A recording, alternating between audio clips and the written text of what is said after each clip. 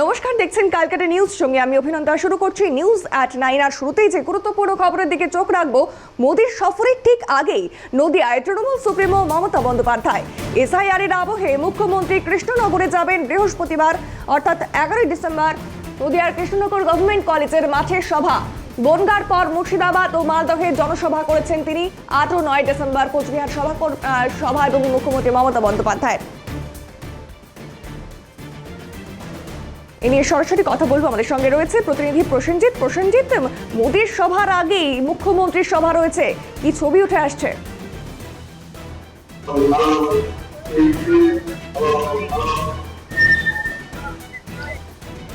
একদমই দেখো, আমি একটু দেখাতে বলবো আগে মাঠ চত্বরটি। মাঠ চত্বর কিন্তু পুলিশ প্রশাসন নিরাপত্তা বলয় তা কিন্তু তৈরি করা হচ্ছে। সকাল থেকে প্রশাসনের যে ব্যর্থতা তা কিন্তু চোখে পড়া হয়েছে। একদিকে যদি আমি দেখাই যে সভা মঞ্চ কিন্তু প্রস্তুত, অর্থাৎ এই সভা মঞ্চের পাশেই কিন্তু রাখা হয়েছে হেলিপ্যাড। সেখানে মুখ্যমন্ত্রীর নামে 12টার সময় সভা শুরু হওয়া কথা, এটা দলীয় সূত্রে খবর, এবং তারপরে কিন্তু এই জনসভায় আসবেন। অর্থাৎ তার আগে উদ্বোধন করার সম্ভাবনা রয়েছে। তারপরে জনসভায় আসবেন এবং জনসভায় বিস্তারিত বক্তব্য রাখবেন। পাশাপাশি নদিয়া জেলার যে উন্নয়ন, সেই উন্নয়ন কথা বলবেন। দেখো, যেটা বলে রাখি, জনসভা সকাল থেকে সাজু সাজু রব এবং কৃষ্ণনগর চত্বর কিন্তু ঘুরে ফেলা হয়েছে। অর্থাৎ পুলিশ প্রশাসন সে জায়গায় রয়েছেন এবং উচ্চ আধিকারিকরা আছেন এবং নিরাপত্তা বলয়। কারণ এই সভা তিনি রাজ্য থেকে বিভিন্ন জেলায় সভা করছেন। আজকের যে সভা খুবই গুরুত্বপূর্ণ সভা, কারণ দেখো অনেকটাই যেটা সূত্র মারফত আমরা জানতে পারছি যে এই এসআইআর আবহ নিয়েও তিনি কথা বলবেন। রাজ্যের যে জেলার যে উন্নয়ন, সেই উন্নয়নের দেখবেন যারা জেলার জনপ্রতিনিধি রয়েছেন তাদের সঙ্গে কথা বলবেন এবং মানুষের সমস্যার কথা জানানোর চেষ্টা করবেন এবং সেই সমস্যার সমাধানেরও চেষ্টা করার বার্তা রয়েছে। অর্থাৎ গোটা বিষয়কে কিন্তু খতিয়ে দেখবেন। আমি যদি একটু দেখাই যে এই যে মঞ্চ রয়েছে, সেই মঞ্চের পাশেই যে ফাঁকা মাঠ রয়েছে, সেখানেই কিন্তু হেলিপ্যাড করা হয়েছে। অর্থাৎ কর্মী সমর্থকেরা কি বলছে? সর্বোপরি বলে রাখি যে এই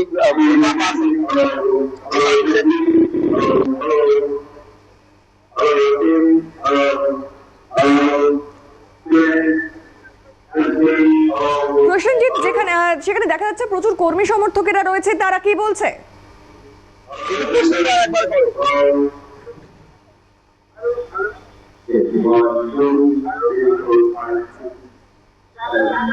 একদমই দেখো, এখানে সকাল থেকে যে নিরাপত্তা বলয় রয়েছে এবং সাধারণ মানুষ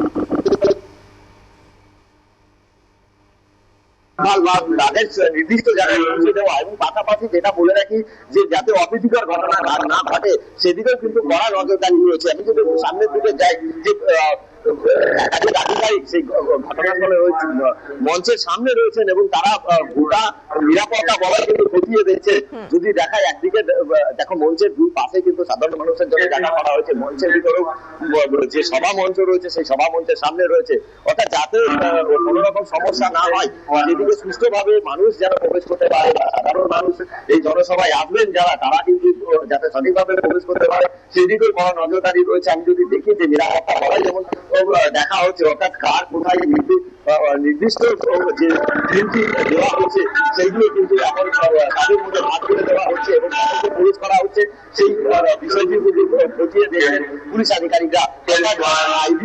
করে আধিকারিক ঘটনা মঞ্চ চক্র পুলিশের সহায়তা এবং পুলিশ নজরদারি রাখছে কড়াভাবেই। আমি যদি পাশে একটু যেতে বলি, পাশের দিকে যেমন পুলিশের একাধিক আধিকারিক এবং সিভিক ভলেন্টিয়ার থেকে শুরু করে অর্থাৎ পুলিশের উচ্চ আধিকারিকরাও রয়েছেন।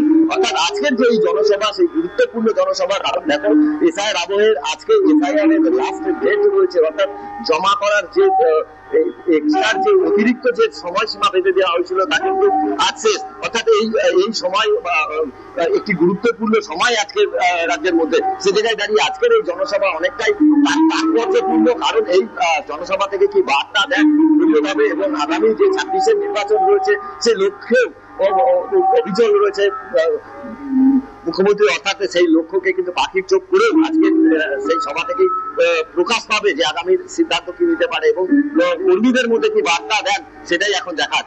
বেশ, ধন্যবাদ প্রসেনজিৎ। আমাদের নজর থাকবে সেই দিকে, যে খবরের দিকে নজর রাখছিলাম। ইতিমধ্যেই মুখ্যমন্ত্রীর সেই সভা ঘিরে সমস্ত নিরাপত্তা ব্যবস্থা কিন্তু একেবারে তুঙ্গে, প্রস্তুতিও একেবারে তুঙ্গে রয়েছে। একে একে কর্মী সমর্থকেরা জমা হচ্ছেন সেখানে, সেই ছবি কিন্তু আমরা তুলে ধরছি। এবার আমরা কথা বলবো, আমাদের অপর প্রতিনিধি রাজা সাহা রয়েছে টেলিফোন লাইনে। রাজা, ইতিমধ্যেই এসআইআর জমা দেওয়ার আজ শেষ দিন এবং তারই মাঝে মুখ্যমন্ত্রী সীমান্ত এলাকায় রয়েছে জনসভা। কি বার্তা উঠে আসতে পারে, তিনি কি বার্তা দিতে পারেন? দেখো, মুখ্য বিষয় একটি, আজকে দুটি অনুষ্ঠান রয়েছে। প্রথমটি তোমায় বলি যে হেলিপ্যাড গ্রাউন্ডে নামার পর মুখ্যমন্ত্রী মমতা বন্দ্যোপাধ্যায় নদিয়া জেলার যে প্রশাসনিক যে ব্যক্তিত্বরা রয়েছেন তাদের সঙ্গে যে প্রশাসনিক বৈঠক করবেন সেই সময়টা একেবারে অল্প, এবং তারপর তিনি কলেজিয়েট স্কুলের মাঠে সেখানে তৃণমূল নেত্রী মমতা বন্দ্যোপাধ্যায় আজকে একটি রাজনৈতিক সভা করবেন। মুখ্য উদ্দেশ্য কি? তুমি জানো যে এসআইআর প্রেক্ষাপটে দাঁড়িয়ে তৃণমূল নেত্রী মমতা বন্দ্যোপাধ্যায় একাধিক জায়গায় সভা করছেন। বনগা থেকে তিনি সেই সভা শুরু করেছেন, ইতিমধ্যেই মালদা, মুর্শিদাবাদ এবং কোচবিহারে সভা করেছেন। আজকে এনুমারেশন ফর্ম জমা দেওয়ার, আজকে সাবমিট করবার আজকে শেষ দিন, এবং তুমি জানো যে আগামী 16 তারিখে খসড়া তালিকা প্রকাশ হবে।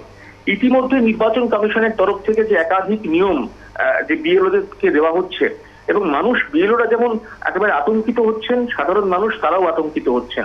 আতঙ্কিত হবেন না, পাহারাদার হিসেবে মমতা বন্দ্যোপাধ্যায় রয়েছেন। যে বার্তা একেবারে বনগা থেকে তৃণমূল নেত্রী মমতা বন্দ্যোপাধ্যায় দিয়েছেন, আজকে কৃষ্ণনগরে গিয়ে একেবারে বলা যেতে পারে যে এখানে সীমান্ত লাগোয়া একটা এলাকা রয়েছে, বিস্তীর্ণ এলাকা, 73 বিধানসভা থেকে শুরু করে একের পর এক বিধানসভা, সেখানে কৃষ্ণগঞ্জ বিধানসভা রানাঘাটের মধ্যে পড়লেও নদিয়া জেলার মধ্যেই পড়ছে।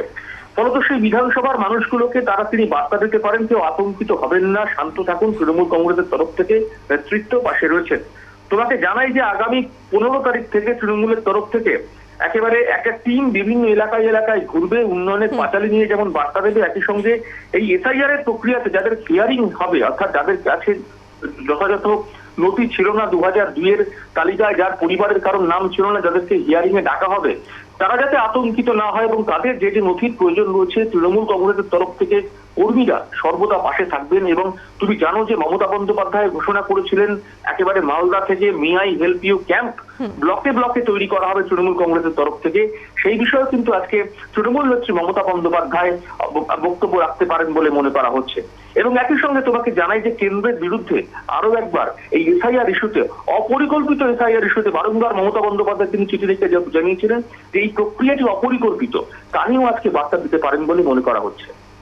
বেশ, ধন্যবাদ রাজার সঙ্গে থাকার জন্য। ঠিক যেই খবরের দিকে আমরা নজর রাখছি, ইতিমধ্যে মুখ্যমন্ত্রীর সভা ঘিরে রীতিমতো প্রস্তুতি একদম তুঙ্গে। তার কারণ আজকে একদিকে এসআইআর এর ফর্ম জমা দেওয়ার শেষ দিন এবং তারই মাঝে সীমান্ত এলাকায় মুখ্যমন্ত্রীর সভা, এবং সেখানে কি বার্তা উঠে আসতে পারে আমরা কিন্তু সেদিকেও নজর রাখছি।